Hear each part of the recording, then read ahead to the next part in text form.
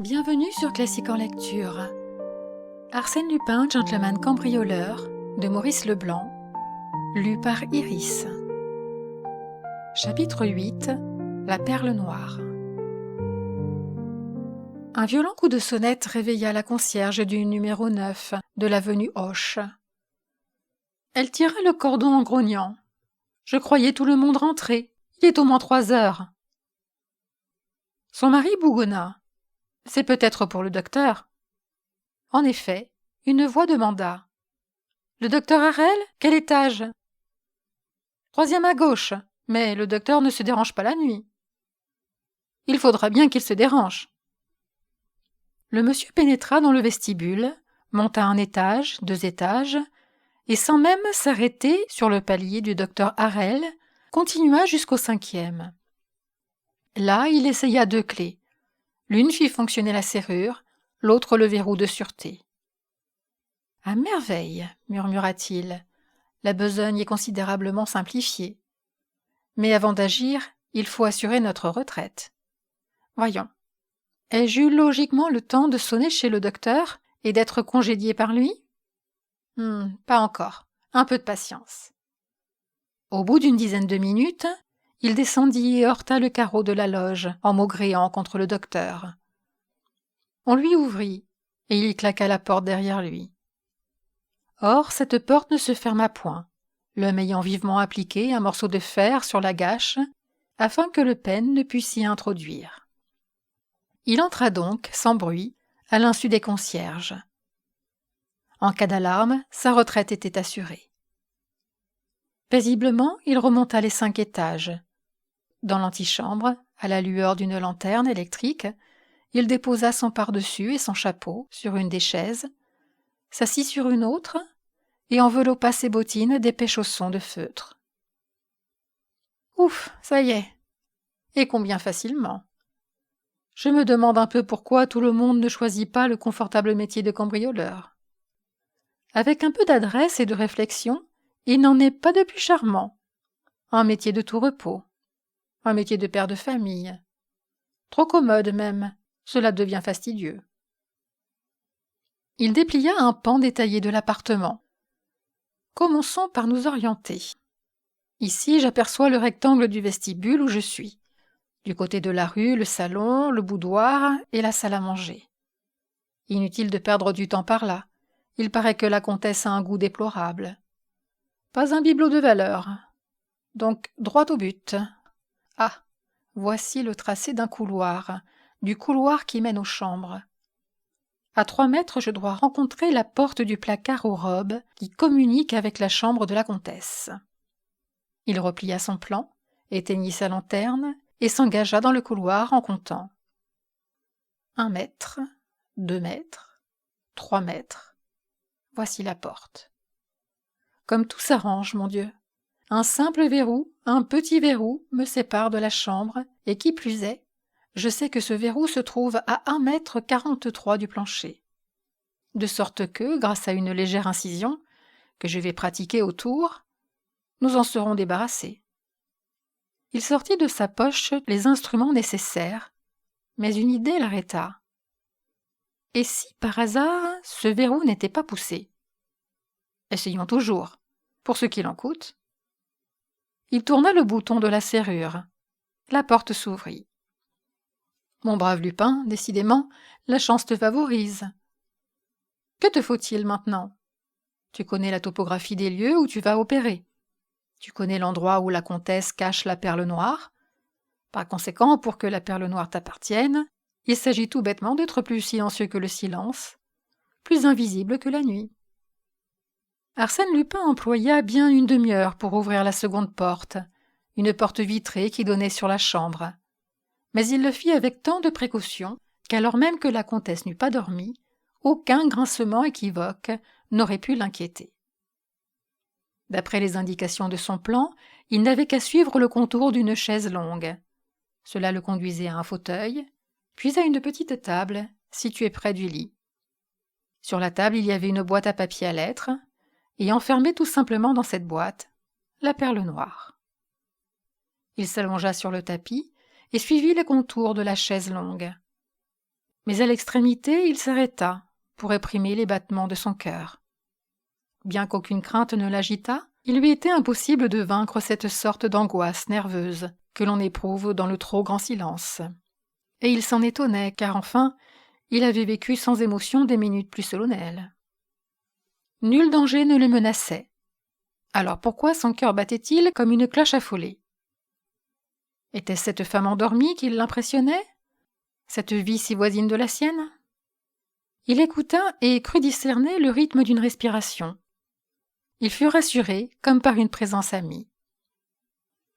Il chercha le fauteuil, puis par petits gestes insensibles, rampa vers la table, tâtant l'ombre de son bras étendu. Sa main droite rencontra un des pieds de la table. Enfin, il n'avait plus qu'à se lever, à prendre la perle et à s'en aller. Heureusement, car son cœur recommençait à sauter dans sa poitrine, comme une bête terrifiée, avec un tel bruit qu'il lui semblait impossible que la comtesse ne s'éveillât point. Il l'apaisa dans un élan de volonté prodigieux, mais au moment où il essayait de se relever, sa main gauche heurta sur le tapis un objet qu'il reconnut tout de suite pour un flambeau renversé. Et aussitôt, un autre objet se présenta, une pendule, une de ces petites pendules de voyage qui sont recouvertes d'une gaine de cuir. Quoi? Que se passait-il? Il ne comprenait pas. Ce flambeau, cette pendule, pourquoi ces objets n'étaient-ils pas à leur place habituelle? Ah, que se passait-il dans l'ombre effarante? Et soudain, un cri lui échappa. Il avait touché, oh, à quelque chose d'étrange, innommable. Mais non, non, la peur lui troublait le cerveau. 20 secondes, 30 secondes, il demeura immobile, épouvanté, de la sueur aux tempes, et ses doigts gardaient la sensation de ce contact. Par un effort implacable, il tendit le bras de nouveau. Sa main de nouveau effleura la chose étrange, innommable. Il la palpa. Il exigea que sa main la palpât et se rendit compte. C'était une chevelure, un visage, et ce visage était froid, presque glacé. Si terrifiante que soit la réalité, un homme comme Arsène Lupin la domine dès qu'il en a pris connaissance. Rapidement, il fit jouer le ressort de sa lanterne. Une femme gisait devant lui, couverte de sang. D'affreuses blessures dévastaient son cou et ses épaules. Il se pencha et l'examina. Elle était morte. Morte, morte, répéta-t-il avec stupeur. Il la regardait de ses yeux fixes, le rictus de cette bouche, cette chair livide, et ce sang, tout ce sang qui avait coulé sur le tapis et se figeait maintenant, épais et noir. S'étant relevé, il tourna le bouton de l'électricité. La pièce s'emplit de lumière, et il put voir tous les signes d'une lutte acharnée. Le lit était entièrement défait, les couvertures et les draps arrachés. Par terre, le flambeau, puis la pendule. Les aiguilles marquaient 11h20. Puis plus loin, une chaise renversée, et partout du sang, des flaques de sang. « Et la perle noire » murmura-t-il. La boîte de papier à lettres était à sa place. Il l'ouvrit vivement. Elle contenait l'écrin. Mais l'écrin était vide. « Fichtre, se dit-il, tu t'es vanté un peu trop de ta chance, mon ami Arsène Lupin. La comtesse assassinée, la perle noire disparue. La situation n'est pas brillante. Filons, sans quoi tu risques fort d'encourir de lourdes responsabilités. » Il ne bougea pas cependant. Filer? Oui, un autre filerait. Mais Arsène Lupin, n'y a-t-il pas mieux à faire? Voyons, procédons par ordre. Après tout, ta conscience est tranquille. Suppose que tu es commissaire de police et que tu dois procéder à une enquête. Oui, mais pour cela, il faudrait avoir un cerveau plus clair. Et le mien est dans un état. Il tomba sur un fauteuil, ses poings crispés contre son front brûlant. L'affaire de l'avenue Hoche est une de celles qui nous ont le plus vivement intrigués en ces derniers temps, et je ne l'eusse certes pas raconté si la participation d'Arsène Lupin ne l'éclairait d'un jour tout spécial. Cette participation, il y en est peu qui la soupçonnent. Nul ne sait en tout cas l'exacte et curieuse vérité. Qui ne connaissait, pour l'avoir rencontrée au bois, Léontine Zalti, l'ancienne cantatrice, épouse et veuve du comte d'Andilot?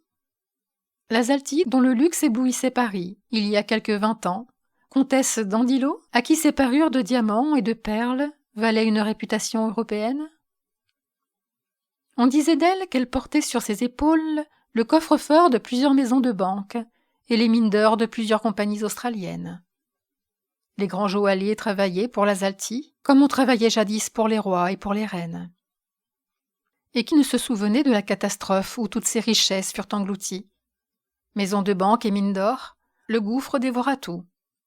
De la collection merveilleuse, dispersée par le commissaire-priseur, il ne resta que la fameuse perle noire. La perle noire, c'est-à-dire une fortune, si elle avait voulu s'en défaire. Elle ne le voulut point. Elle préféra se restreindre, vivre dans un simple appartement avec sa dame de compagnie, sa cuisinière et un domestique, plutôt que de vendre cet inestimable joyau.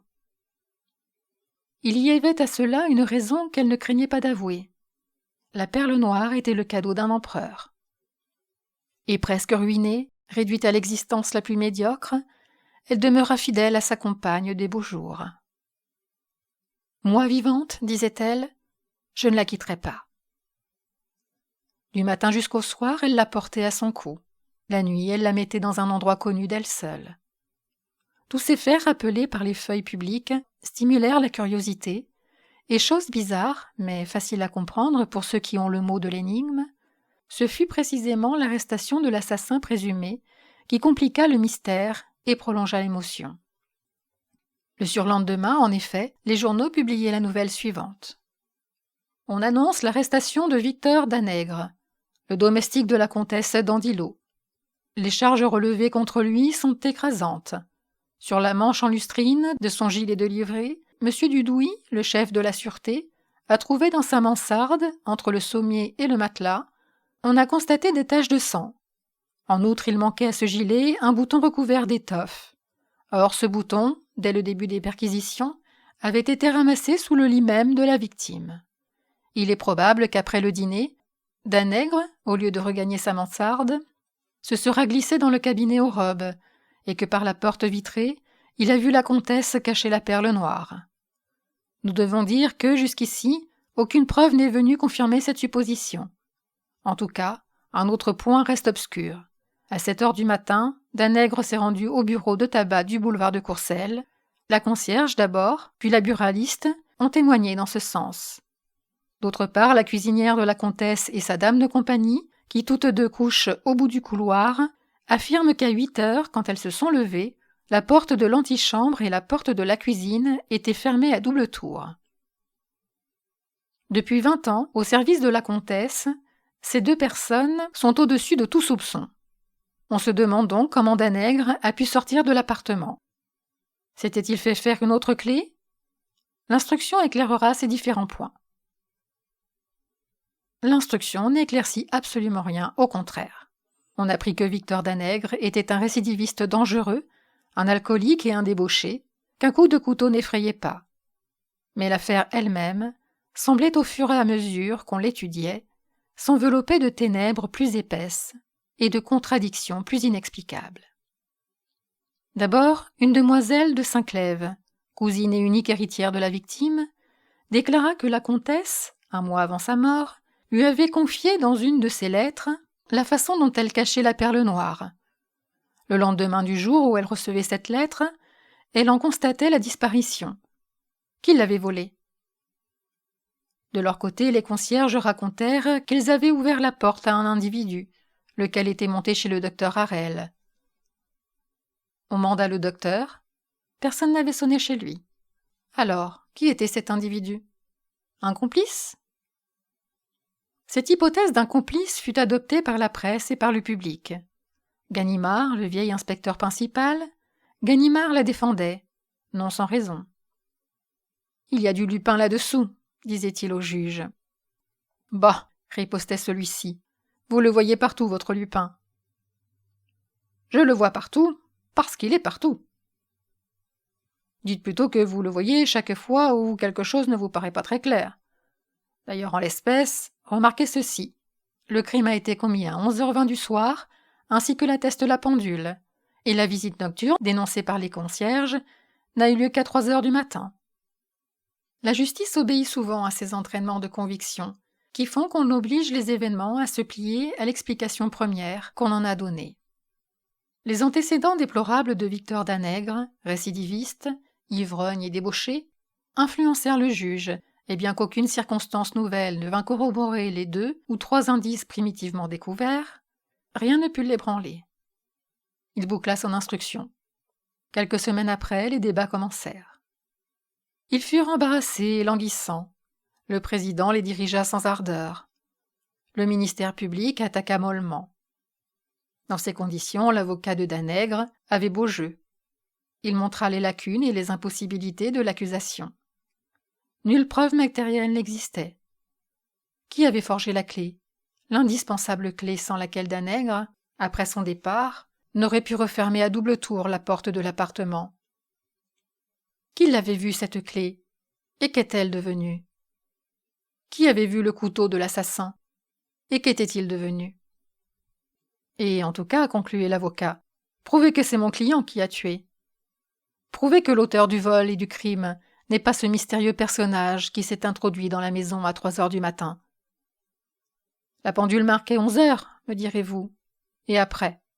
Ne peut-on pas mettre les aiguilles d'une pendule alors qu'il vous convient? Victor Danègre fut acquitté. Il sortit de prison un vendredi au déclin du jour, amaigri, déprimé par 6 mois de cellule. L'instruction, la solitude, les débats, les délibérations du jury, tout cela l'avait empli d'une épouvante maladive. La nuit, d'affreux cauchemars, des visions d'échafaud le hantaient. Il tremblait de fièvre et de terreur. Sous le nom d'Anatole Dufour, il loua une petite chambre sur les hauteurs de Montmartre, et il vécut au hasard des besognes, bricolant de droite et de gauche. Vie lamentable. 3 fois engagé par 3 patrons différents, il fut reconnu et renvoyé sur le champ. Souvent il s'aperçut, on crut s'apercevoir, que des hommes le suivaient, des hommes de la police, il n'en doutait point, qui ne renonçaient pas à le faire tomber dans quelque piège. Et d'avance, il sentait l'étreinte rude de la main qui le prenait au collet. Un soir qu'il dînait chez un traiteur du quartier, quelqu'un s'installa en face de lui. C'était un individu d'une 40aine d'années, vêtu d'une redingote noire, de propreté douteuse. Il commanda une soupe, des légumes et 1 litre de vin. Quand il eut mangé la soupe, il tourna les yeux vers Danègre et le regarda longuement. Danègre pâlit. Pour sûr, cet individu était de ceux qui le suivaient depuis des semaines. Que lui voulait-il? Danègre essaya de se lever. Il ne le put. Ses jambes chancelaient sous lui. L'homme se versa un verre de vin et emplit le verre de Danègre. « Nous trinquons, camarade ?» Victor balbutia. « Oui, oui, à votre santé, camarade. »« À votre santé, Victor Danègre. » L'autre sursauta. « Moi? Moi? Mais non, je vous jure. »« Vous me jurez quoi? Que vous n'êtes pas vous, le domestique de la comtesse? »« Quel domestique? Je m'appelle Dufour. Demandez au patron. »« Dufour, Anatole, oui, pour le patron, mais Danègre pour la justice. Victor Danègre. »« Pas vrai, on vous a menti. » Le nouveau venu tira de sa poche une carte et la tendit. Victor lut. Grimaudan, ex-inspecteur de la sûreté. Renseignements confidentiels. Il tressaillit. « Vous êtes de la police ? » « Je n'en suis plus, mais le métier me plaisait, et je continue d'une façon plus lucrative. On déniche de temps en temps des affaires d'or, comme la vôtre. »« La mienne ? » ?»« Oui, la vôtre. C'est une affaire exceptionnelle, si toutefois vous voulez bien y mettre un peu de complaisance. »« Et si je n'en mets pas ? » »« Il le faudra, Vous êtes dans une situation où vous ne pouvez rien me refuser. » Une appréhension sourde envahissait Victor Danègre. Il demanda: « Qu'y a-t-il ? » « Parlez. »« Soit, » répondit l'autre. « Finissons-en. En 2 mots, voici. Je suis envoyé par mademoiselle de Saint-Clèves. »« Saint-Clèves ? » ?»« L'héritière de la comtesse d'Andilot. »« Eh bien ? » ?»« Eh bien, mademoiselle de Saint-Clèves me charge de vous réclamer la perle noire. »« La perle noire ? » ?»« Celle que vous avez volée. »« Mais je ne l'ai pas. »« Vous l'avez. Si je l'avais, ce serait moi l'assassin. »« C'est vous l'assassin. » Danègre s'efforça de rire. « Heureusement, mon bon monsieur, que la cour d'assises n'a pas été du même avis. Tous les jurés, vous entendez, m'ont reconnu innocent. Et quand on a sa conscience pour soi et l'estime de 12 braves gens... » L'ex-inspecteur lui saisit le bras. « Pas de phrase, mon petit. Écoutez-moi bien attentivement et pesez mes paroles. Elles en valent la peine. Danègre, 3 semaines avant le crime, vous avez dérobé à la cuisinière la clé qui ouvre la porte de service. Et vous avez fait faire une clé semblable chez Outard, serrurier, 244 rue Oberkampf. »« Pas vrai, pas vrai !» gronda Victor. « Personne n'a vu cette clé. Elle n'existe pas. » »« La voici. » Après un silence, Grimaudan reprit.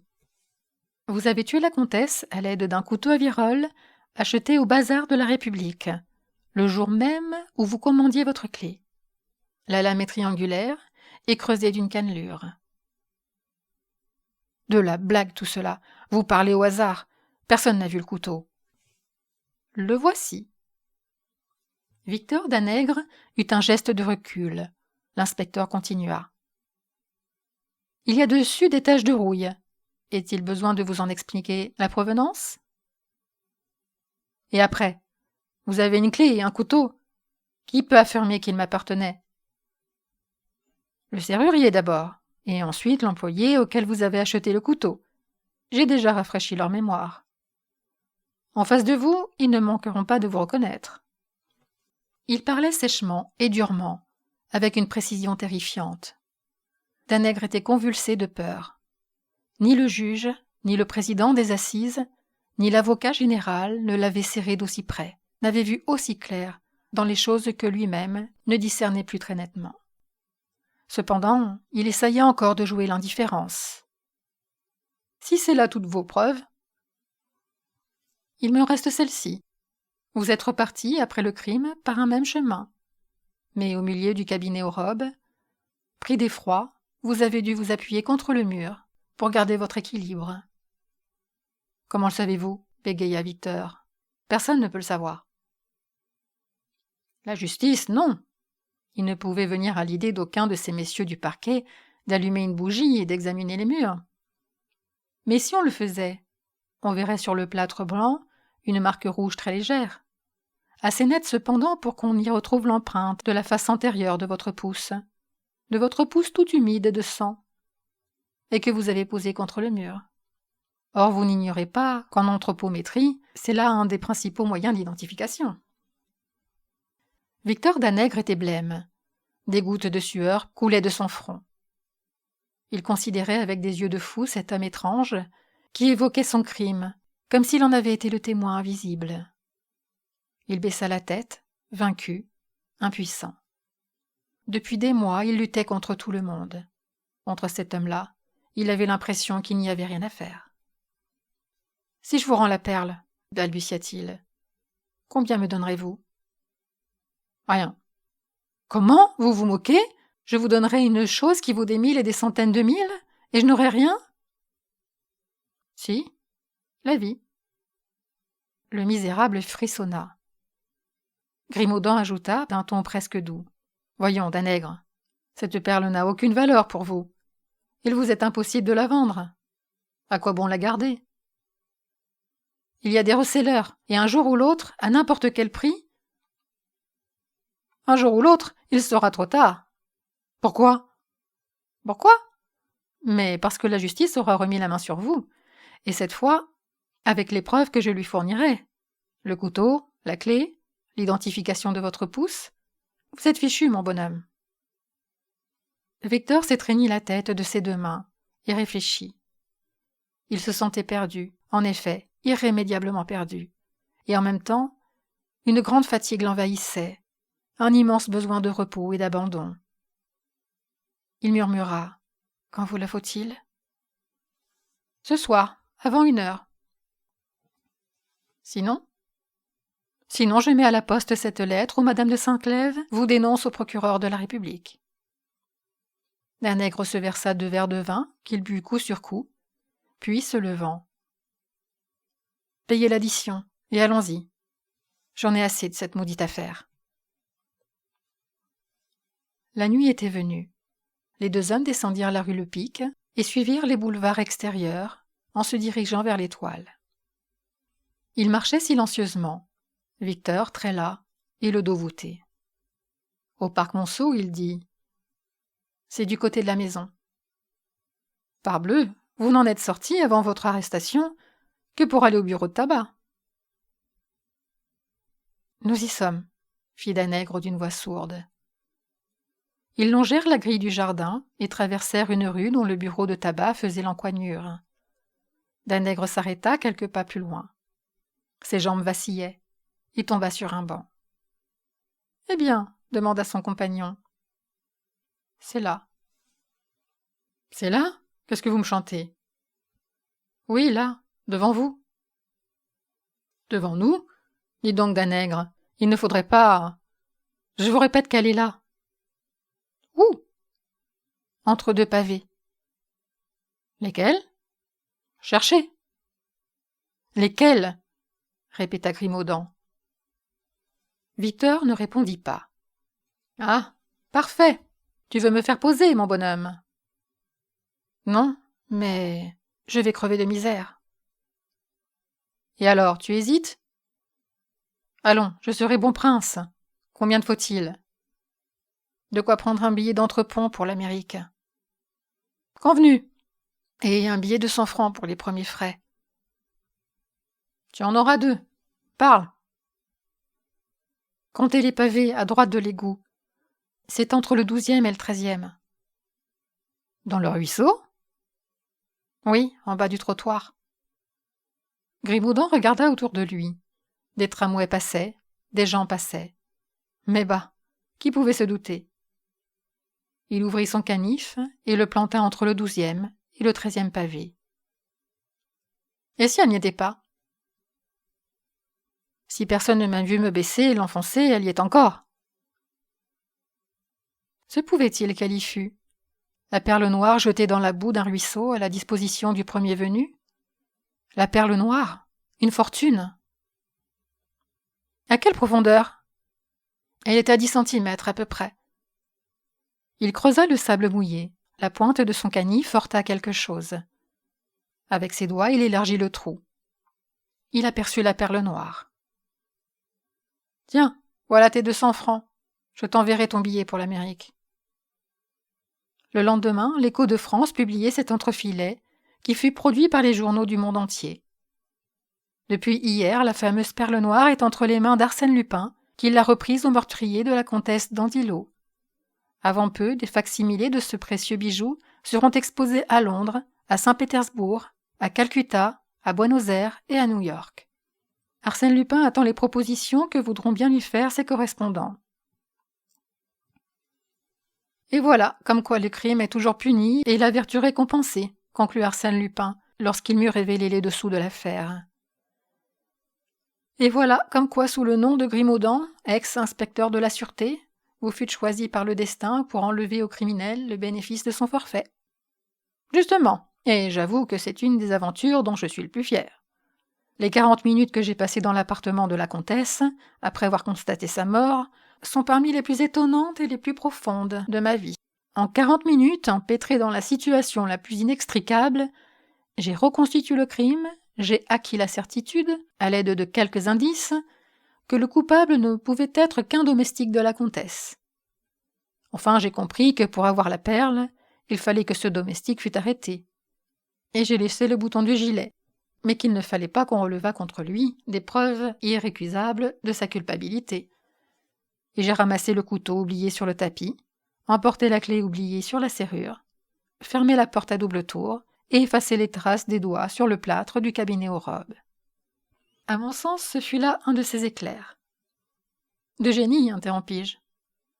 De génie, si vous voulez, et qu'il n'eût pas illuminé le cerveau du premier venu. Deviner en une seconde les deux termes du problème, une arrestation et un acquittement, me servir de l'appareil formidable de la justice pour détraquer mon homme, pour l'abêtir, bref, pour le mettre dans un état d'esprit tel qu'une fois libre, il devait inévitablement, fatalement, tomber dans le piège le plus grossier que je lui tendais. Un peu, dites beaucoup, car il ne courait aucun danger. Oh, pas le moindre, puisque tout acquittement est une chose définitive. Pauvre diable. Pauvre diable, Victor Danègre, vous ne songez pas que c'est un assassin? Il eût été de la dernière immoralité que la perle noire lui restât. Il vit, pensez donc. Danègre vit. Et la perle noire est à vous. Il la sortit d'une de ses poches secrètes de son portefeuille, l'examina, la caressa de ses doigts et de ses yeux, et il soupirait. Quel est le boyard? Quel est le raja imbécile et vaniteux qui possédera ce trésor? À quel milliardaire américain a destiné le petit morceau de beauté et de luxe qui ornait les blanches épaules de Léontine Zalti, comtesse d'Andillo? Merci d'avoir écouté Arsène Lupin, Gentleman cambrioleur, sur Classique en lecture. Si cette vidéo vous a plu, vous pouvez la partager. Vous pouvez aussi aider la chaîne à se développer. Pour cela, n'hésitez pas à liker, vous abonner et activer la cloche des notifications pour être prévenu lorsque je sors une nouvelle vidéo de lecture. Vous pouvez également me donner vos impressions dans les commentaires. À très vite sur Classique en lecture.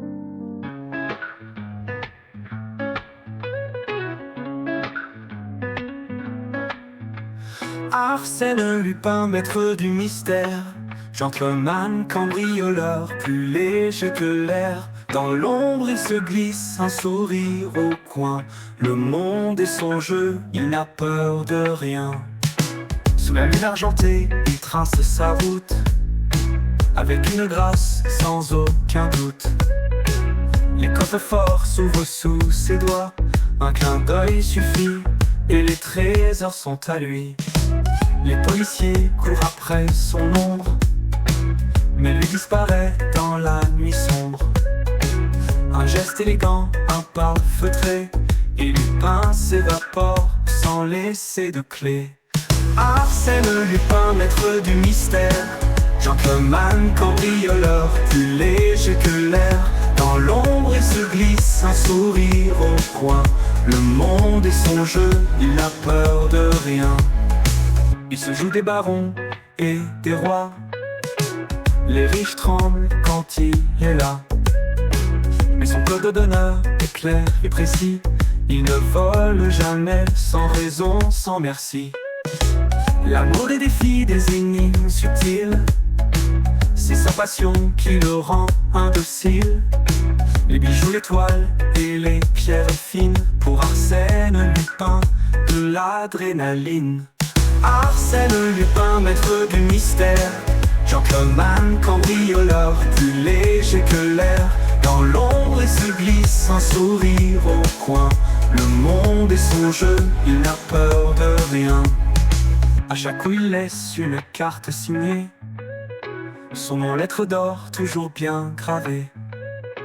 Il joue avec l'esprit des puissants, des faibles, mais toujours avec style et un brin espiègle.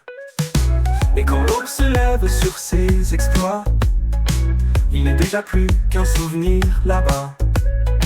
Un murmure dans l'air, un souffle de vent, le gentleman cambrioleur, toujours gagnant. Arsène Lupin, maître du mystère, gentleman cambrioleur, plus léger que l'air. Dans l'ombre il se glisse, un sourire au coin. Le monde est son jeu, il n'a peur de rien. Arsène Lupin, éternel fantôme, le roi des voleurs, comme une icône. D'un clin d'œil au cœur et jamais vaincu, avec élégance, il nous salue.